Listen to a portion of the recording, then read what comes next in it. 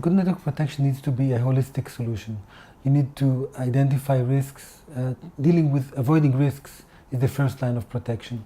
It needs to be dealing with all kinds of failures. It needs to be dealing with failures at multiple levels. And it needs to be done quickly so that at least the high priority services don't get affected. And all this has to be done in a cost-effective manner.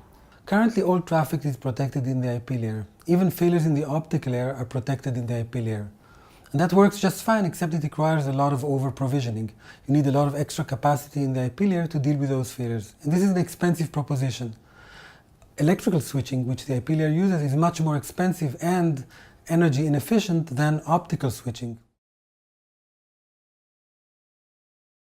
It works in several steps. First, it creates a restoration plan.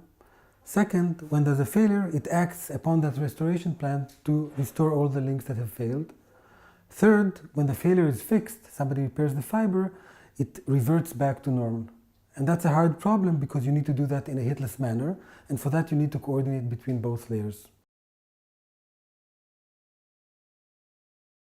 When the IP layer is deployed without multi-layer restoration, it can deal with a single failure. It has over-provisioned capacity to deal with one failure, but if a second failure occurs, it can't protect all traffic. With multi-layer restoration, when a failure occurs, the IP links go down, the IP layer protects against the failure, and then multi-layer restoration immediately restores those links back to their normal state.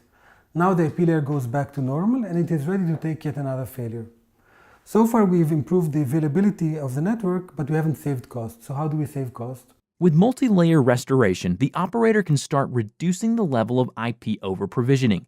Traffic grows, but no extra equipment is added. When there's a failure, some low-priority traffic is lost, but multi-layer restoration kicks in very quickly and restores the link. This way, operators can gradually increase their network utilization levels until they reach the threshold they are comfortable with, only beyond which new equipment is added. The result is a significant savings in expansion costs.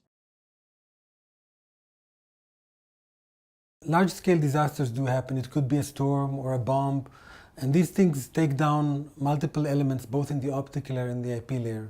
So you really need somebody that looks at all the network, both the optical and IP layer, to figure out what is the best solution, and multi-layer control does just that.